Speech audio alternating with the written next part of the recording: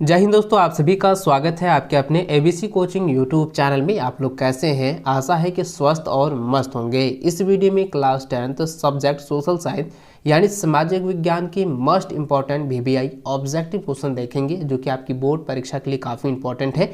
तो सभी छात्र अंत तक बने रहें और आप सभी इस वीडियो में बताए गए सभी क्वेश्चन को आप अपनी कॉपी में नोट कर लीजिए और एग्जाम से पहले इसको अच्छे से रिविजन जरूर कर लीजिएगा। दोस्तों यह जो है आप लोग इंपॉर्टेंट क्वेश्चन का पार्ट 5 वीडियो है।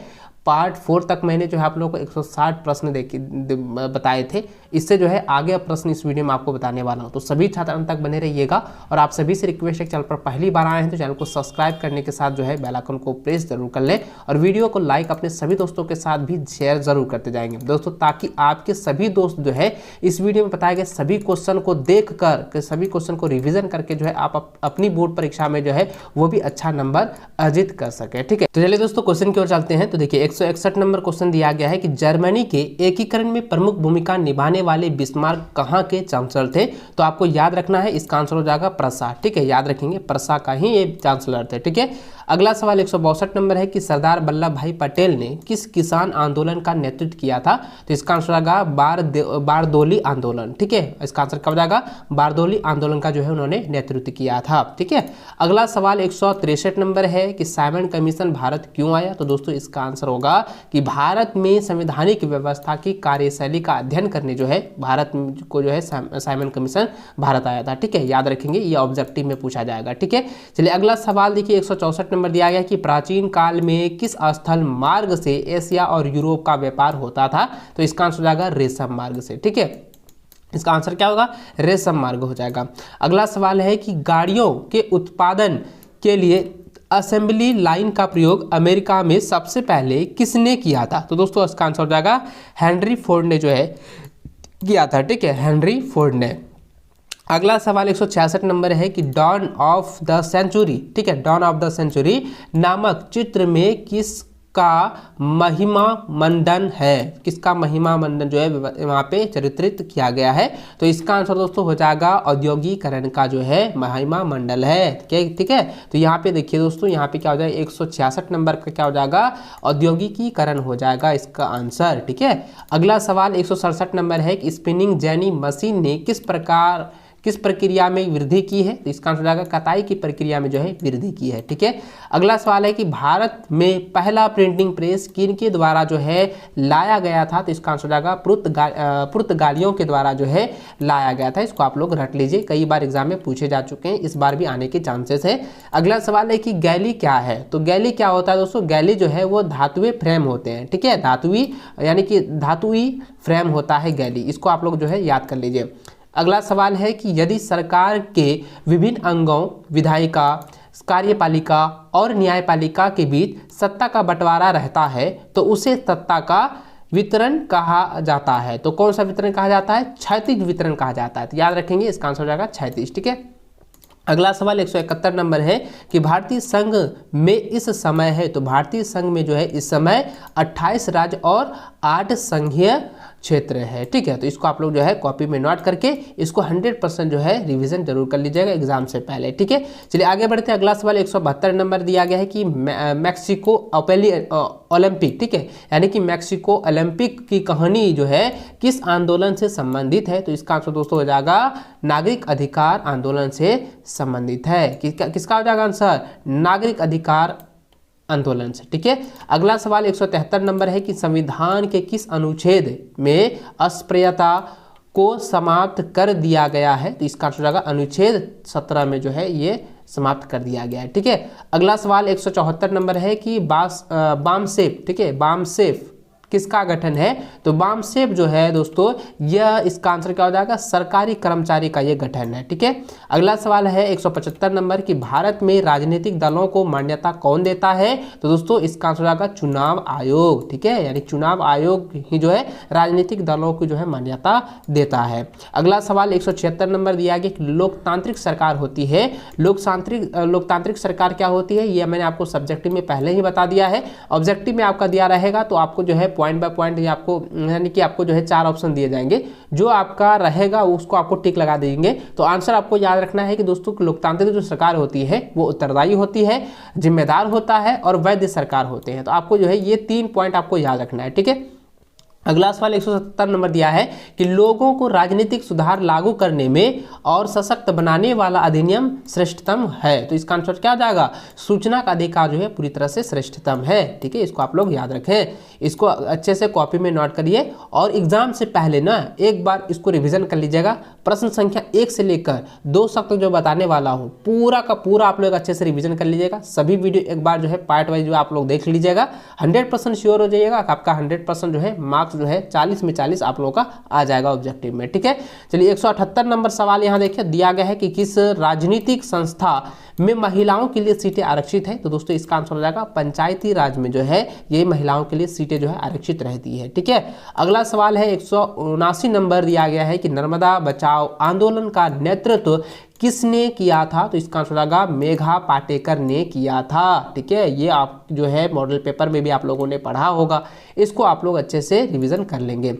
अगला सवाल 180 नंबर दिया है कि समाप्यता के आधार पर संसाधन कितने प्रकार के होते हैं। तो संसाधन जो है 2 प्रकार के होते हैं, ठीक है। ये तो बहुत बार आप लोगों ने पढ़ा होगा, तो इसका आंसर क्या हो जाएगा? 2 प्रकार के होते हैं। अगला सवाल दिया है 181 नंबर कि किस राज्य में काली मृदा मुख्य रूप से नहीं पाई जाती है। दोस्तों राजस्थान में जो है काली मृदा नहीं पाई जाती है, इसको आप लोग अच्छे से याद रखेंगे। अगला सवाल 182 नंबर है कि भारत में जैव विविधता को कम करने वाला कारक कौन है। तो इसका आंसर दोस्तों वन्य जीव के आवाज का विनाश यानी आवास हो जाएगा, ठीक है। यानी कि वन्य जीव के आवास का विनाश, वन्य जीवन या वन्य जीव को मारना या शिकार करना, पर्यावरण प्रदूषण या दावानल का उपयोग करना, ये सभी जो है जैव विविधता को कम करने वाला कारक है। तो इसको जो है तीनों को आप लोग याद रखिएगा। अगर जो ऑप्शन में रहेगा ना तो आप उसको टिक लगा लीजिएगा, ठीक है। चलिए अगला सवाल देखिए 183 नंबर दिया गया कि बहुत देशी, यानी कि यहाँ पे बहुत देशी नहीं होगा, बहुत देशी होगा, ठीक है। थोड़ा टाइपिंग मिस्टेक है, याद रखना है। बहुद्देशीय परियोजना का कौन सा लाभ है। तो इसका जो है 3 लाभ होता है, बाढ़ का नियंत्रण, सिंचाई की सुविधा, जल विद्युत उत्पादन, ये सभी जो है बहुद्देशीय परियोजनाओं के लाभ हैं, ठीक है। इसको आप लोग जो है तीनों को आप लोग याद रखेंगे।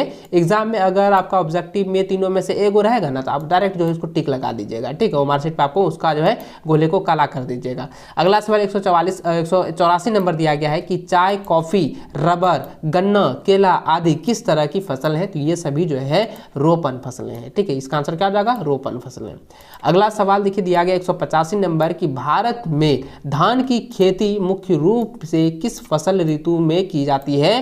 तो ये दोस्तों यह इसका आंसर क्या हो जाएगा? खरीफ फसल हो जाएगा, क्योंकि धान की खेती जो है वो खरीफ फसल के उदाहरण है, ठीक है। अगला सवाल 186 नंबर है कि कोयले की खानों में से कौन झारखंड राज्य में है। तो ये दोस्तों क्या हो जाएगा? कोयले की खानें कहाँ है? बोकारो में है ना, तो इसका आंसर क्या हो जाएगा? बोकारो हो जाएगा, झारखंड राज्य में है। अगला सवाल 187 नंबर है कि निम्न में आधारभूत उद्योग है। तो इसका आंसर होगा लोहा इस्पात उद्योग, ये क्या है? आधारभूत उद्योग में से एक है, ठीक है। इसको आप लोग नोट कर लीजिए।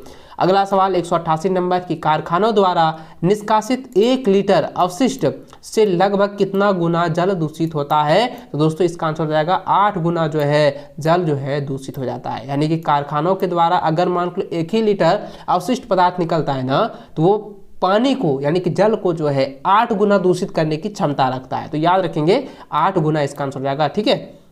अगला सवाल है 189 नंबर दिया है। 189 नंबर में दिया गया है कि सड़क परिवहन के बारे में कौन सा कथन सत्य है यानी असत्य है। तो इसका आंसर क्या हो जाएगा? सड़क परिवहन में तो रेल की अपेक्षा लागत बहुत अधिक है, ये पूरी तरह से जो है सड़क परिवहन के अंतराल में ये असत्य है, ठीक है। इसको आप लोग अच्छे से नोट कर लीजिए। अगला सवाल 190 नंबर दिया है कि मानव विकास रिपोर्ट देशों की तुलना किस आधार पर करती है। तो दोस्तों इसका आंसर आएगा स्वास्थ्य, शिक्षा, प्रति व्यक्ति आय के आधार पर करती है, इसको नोट कर लीजिए। अगला सवाल 191 नंबर है कि कौन भावी पीढ़ी, यहाँ पे देखिए भावी पीढ़ी के कल्याण को परिभाषित करता है, ठीक है। तो यहाँ पे क्या हो जाएगा? धारणीय विकास हो जाएगा इसका आंसर, ठीक है। अगला सवाल 192 नंबर है कि सलमा एक सरकारी अस्पताल में नर्स का कार्य करती है। सलमान किसी यानी कि यहाँ सलमा किस क्षेत्र की गतिविधियों में संलग्न है या संलग्न है। तो ये दोस्तों ये क्या है, आपको मैंने बताया था कि अगर कोई भी कार्य अगर वो जो है सेवा का क्षेत्र में हो तो तृतीय क्षेत्र में आता है। तृतीय क्या होता है, वो संगठित क्षेत्र के रूप में आता है। तो क्या हो जाएगा दोस्तों, इसका आंसर हो जाएगा संगठित में। ठीक है, तो ये इसको आप लोग टिक लगा दीजिएगा, आपका राइट आंसर हो जाएगा।